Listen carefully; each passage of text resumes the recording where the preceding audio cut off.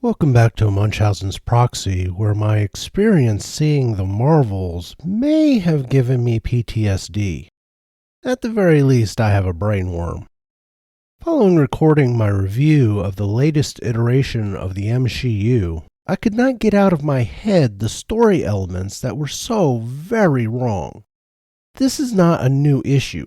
Hollywood is replete with examples of failed attempts at writing somehow being backed by millions of dollars as adult pretenders and creatively bankrupt imbeciles masquerading as directors try to bring it to life. I found myself in a similar state following my review of episode 6, I think, of Rings of Power on Amazon. Yes, the story for the Marvels was that stupid. Rings is my benchmark for horrendous writing being backed by lunatic corporations who hire black holes of creativity and talent to bring their abominations to fruition. And like that review for Rings, The Marvels is stuck in my head. It is always a hallmark of an exceptional movie or show that it sticks in your head and makes you think after you have seen it. In this case, The Marvels was exceptional in a bad way. As a disclaimer, I did not watch She-Hulk. That would probably be my benchmark if I had. Some of these points I touched on in my review, but I was trying not to make a review for The Marvels last longer than the bloody movie, so I was brief. Ish. And they are not in any kind of chronological order. I'm just throwing them out there as I think of them. The first thing that came to mind when I started seeing trailers for The Marvels was that Mel Brooks might want to sue somebody. Then again, I doubt he would want his name associated with this movie. Besides, it's not like it's going to make a cent in profit, so maybe that is punishment enough for ripping off Spaceballs so badly. For those of you who have never seen Spaceballs, what are you even doing with your life? Pause this and go watch that. Then come back and we can continue, because I'm about to spoil the shit out of Spaceballs. If it is even possible to spoil the masterpiece that is Spaceballs. But the premise of the sci-fi parody Spaceballs was that the race, known as Spaceballs, who seemed to be a planet made entirely of people so stupid, actual retarded people don't want to be lumped in with them, have depleted their atmosphere and have concocted a plan to kidnap Princess Vespa of Druidia in order to force her father, King Roland, to give them the combination to the airlock protecting their atmosphere. They have built a giant ship that transforms into a giant maid with a vacuum in order to suck out the air from Druidia and take it back to Spaceball, their planet. So now, commence Operation Vacuum Suck!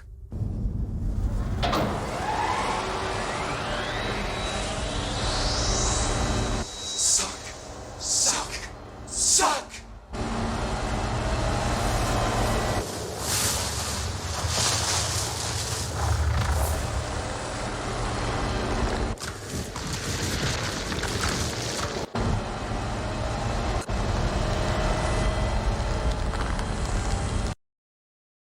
So imagine my surprise when I realized that the plan for the villain in The Marvels was basically a ripoff of President Scroob in Spaceballs. I said in my review that 2 seconds thought would allow you to come up with a half a dozen better plans. However, if you really think about Dar-Ben's retardedness, you begin to ask all kinds of questions. Jump points are merely supposed to be like folds in space that allow you to move a ship from one place to another nearly instantaneously. Why does opening a jump point start sucking air into Hala? That is not how this works. And why does the air on the Skrull planet get sucked away, but only the water gets sucked away on Aladna? And how does the water get sucked away? Did nobody consult a theoretical physicist? Or at least a comic book nerd who eschews Marvel and DC books printed after 2010? Watching some of the coverage of the Marvels on YouTube, it came to me that part of the problem with Disney Marvel specifically and Hollywood in general, is they seem to have a disdain for male-dominated nerddom. One of the benefits of the old comic book fandoms is that any topic you could possibly think of in connection with comic books and the universes therein, a gathering of 2 or more comic book nerds has already hashed it out like it was a doctoral dissertation oral examination. We live for the exact kinds of debates over this shit that the normies ignore and activists hate. It is why comic books were a niche fandom for so long, and why it should remain so.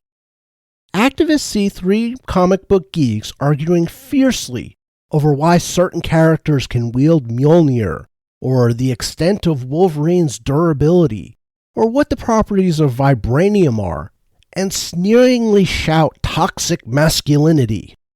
It isn't. It is the male mind focused on one thing, comic books, to the exclusion of everything else. There needs to be a logic to the world building, and it needs to stay consistent. It is one reason Marvel and DC are forever having to retcon things these days. More so with DC, but Marvel has joined them more and more as the 21st century goes on. It is a lazy way to rewrite continuity errors lazy writers accidentally or purposely insert into the overall universe. And a group of comic book nerds would have ripped Darben's plan apart for the idiotic brain fart it is. They also would have pointed out how much it plagiarizes Spaceballs. They also would question how you would open a jump point on Aladna to steal the water, and somehow that fixes Hala's drought problem. She opened the jump point and f***ed off to steal Earth's sun. Aladna is almost entirely covered in water. Unless those oceans were all pretty shallow, Darben probably flooded a lot of Hala. Except this is Disney Marvel, and they hate comic book fans and intelligent writing, so that is completely ignored. At no point does the fact that she opened a vacuuming portal to an ocean planet and simply left it open after they all leave said ocean planet come up as something they might want to fix.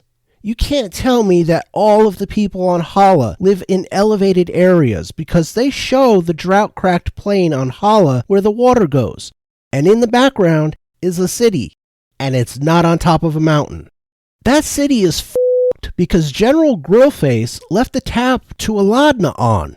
Not unlike when you turn the water on in a sink or a tub, put the plug in, and walk the f*** away. Then there's the fact that she did the same a fair distance from the surface of the Earth's sun, not 100 or so feet from it as she did when stealing the air and water. There is no way the suction seen hovering the air and water is going to be strong enough to pull the fusion plasma from the sun's surface to reignite the Kree star.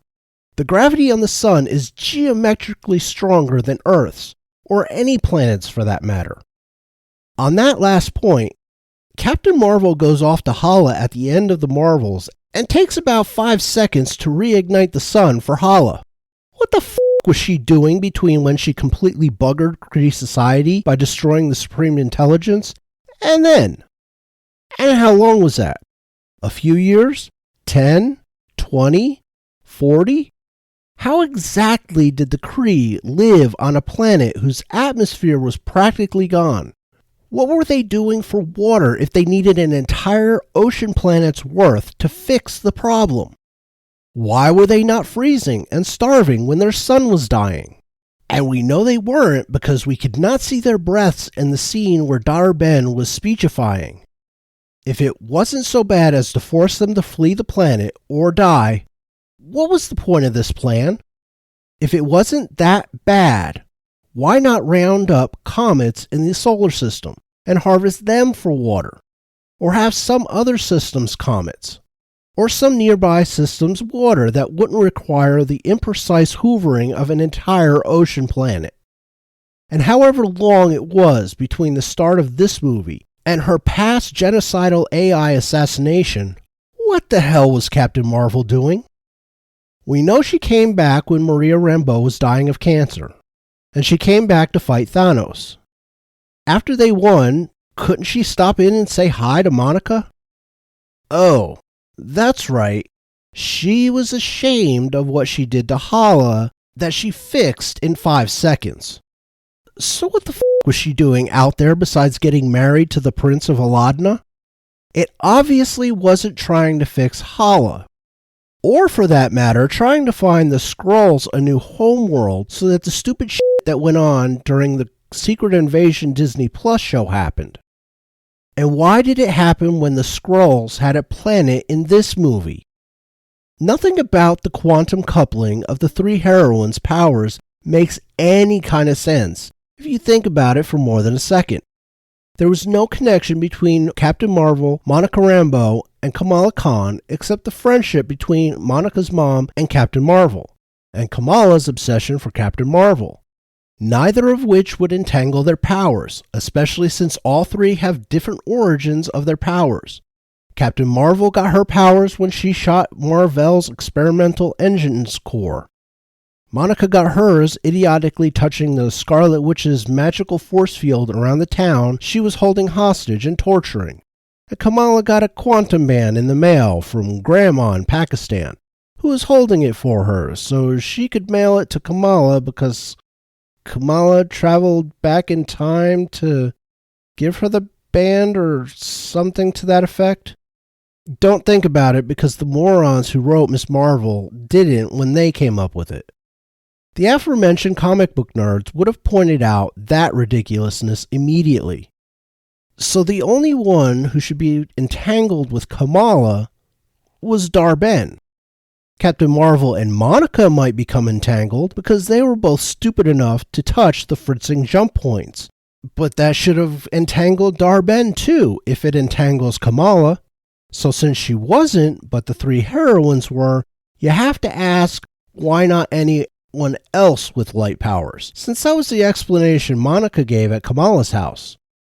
There aren't any who have been introduced into the MCU, but those 3 can't be the only ones in the entire universe in which the MCU takes place.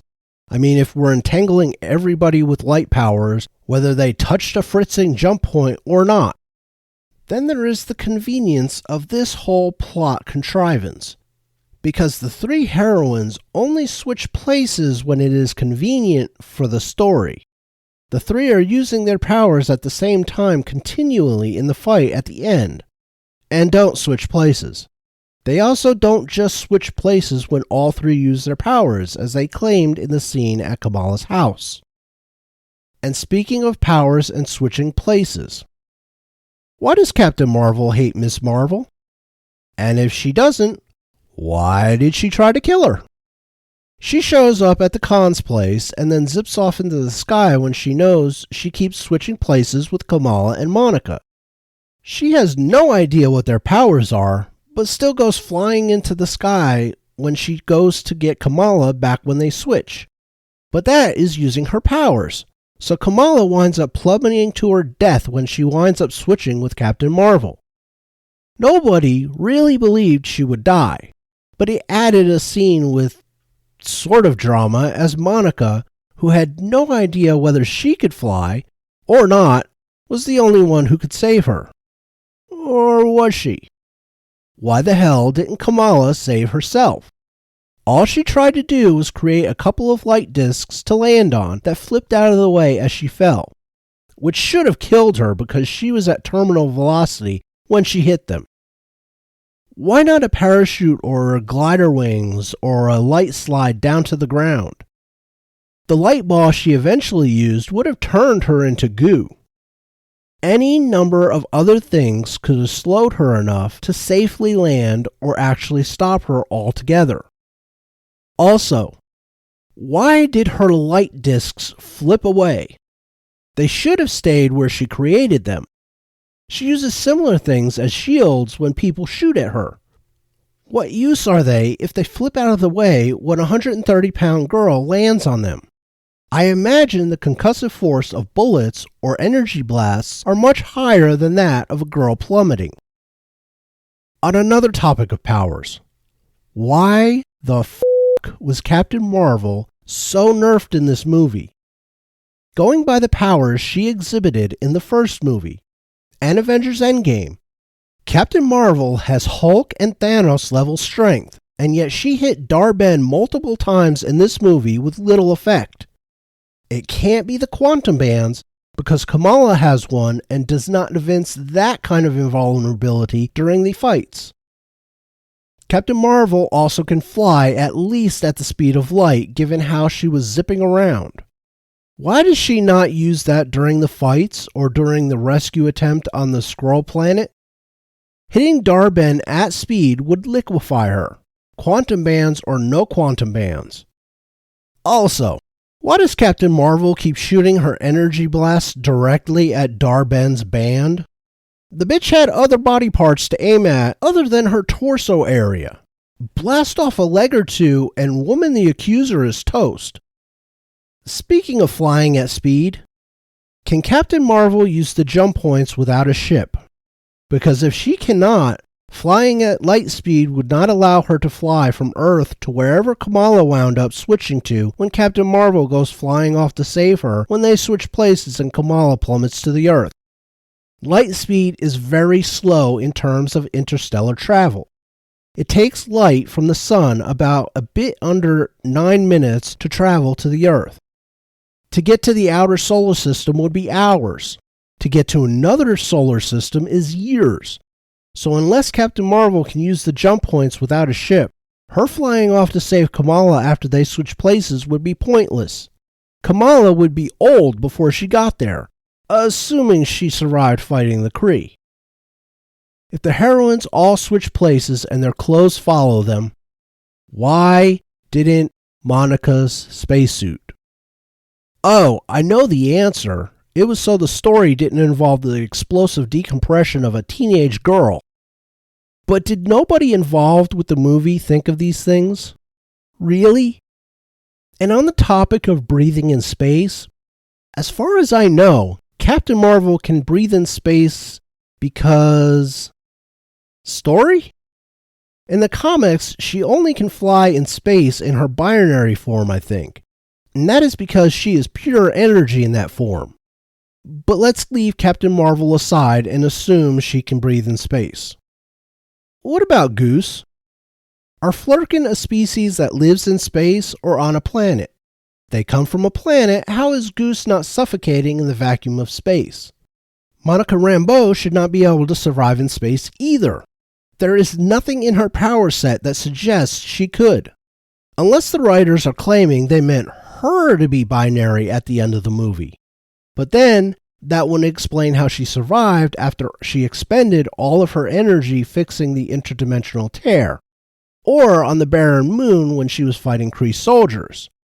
Then there are the Kree, which should not be able to survive in space or on planets/moons that have no atmospheres either.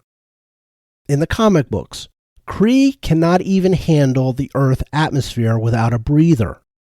How did Dar-Ben and her minions survive on the barren planet on which they found her quantum band? It obviously has no atmosphere. And then again when she flew into space to tear a hole in reality, shortly before she was destroyed by the energy of the quantum bands. Oh, and speaking of the energy of the quantum bands, they warned Dar-Ben not to do what she did because the energy of the bands would kill her. Why aren't they as worried the same thing would happen to Kamala? They give her the second band in order to load Monica up with energy to fix the tear. Why are they not worried it will kill her too? After all, she's human. Kree are a bit hardier as species. Why were they worried for Dar-Ben and not Kamala?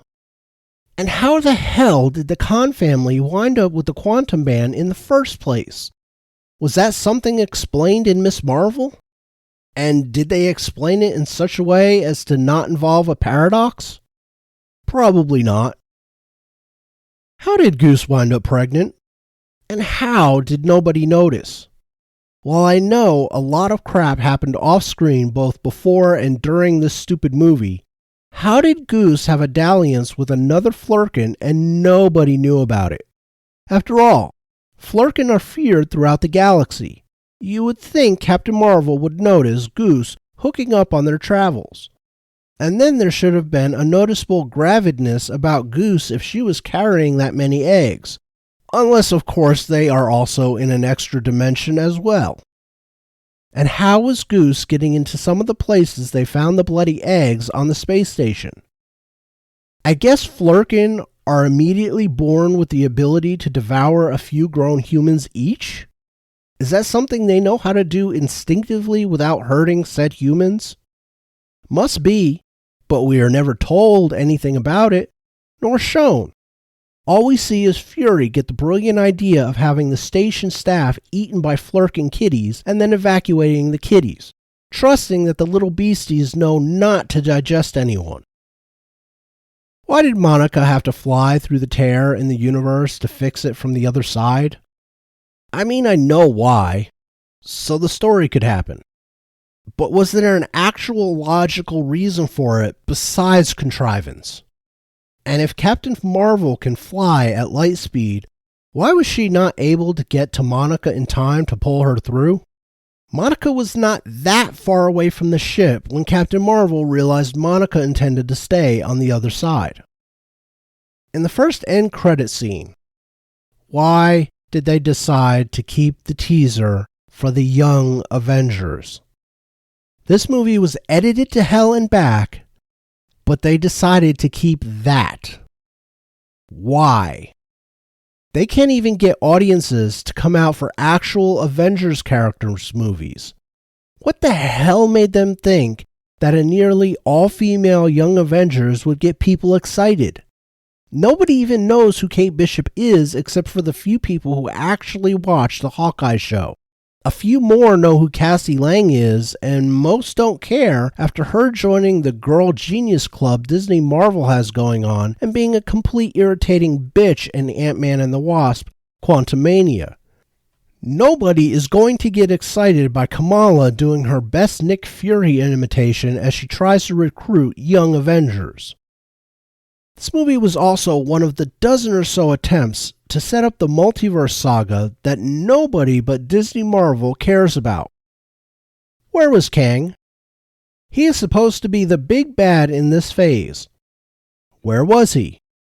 He has shown up in 2 seasons of Loki in 2 different iterations and been killed rather easily both times. He also showed up in Ant-Man 3 and was also killed rather easily. Why shoehorn in multiverse elements into this movie if you are not also featuring the big bad of the phase in some way? Don't get me wrong, Kang is a joke. I think having him in this movie would have been a mistake. It would have been, however, a mistake that was largely hidden in all of the other mistakes this movie makes. In the run-up to Infinity War, Thanos appeared in a few of the movies, if only in the end credit scene here and there. Thus far, Kang has been largely absent from this phase of the MCU, and when he does show up, he is not the least bit intimidating or threatening on the level a big bad should be. Why was Nick Fury in this movie? I touched on how bad he is in this movie, but he was also superfluous to the story. And why the hell was the Khan family on the space station in the final act? I get a feeling a lot of the B-plot was left in the editing room. It was a weak storyline to begin with and fairly stupid, but Nick Fury did not add anything to this movie and only continued his decline from one of the coolest characters in the MCU to one of the lamest that Secret Invasion began. The level of deconstruction Nick Fury has undergone in these last 2 outings is atrocious. And finally, here's a question for those I have heard question why Captain Marvel has a ship when she can fly through space using her powers. Where the hell would she keep her stuff? Supplies, clothes, food, water. Where would she sleep? Where would Goose? There's a lot to criticize this movie for. But those doing the criticizing should use a little bit of the vast amount of brains they have in relation to the vacuums of intelligence who wrote this trash and realize Captain Marvel would need somewhere to actually live when flitting about the galaxy. I'm sure there is more I missed, but that was just what has been bouncing around in my head since I saw the movie. That is all I have for this video. If you like what I do here, please hit the like button, subscribe to the channel, share the video, and comment down below. It all helps the channel and is much appreciated. Until next time.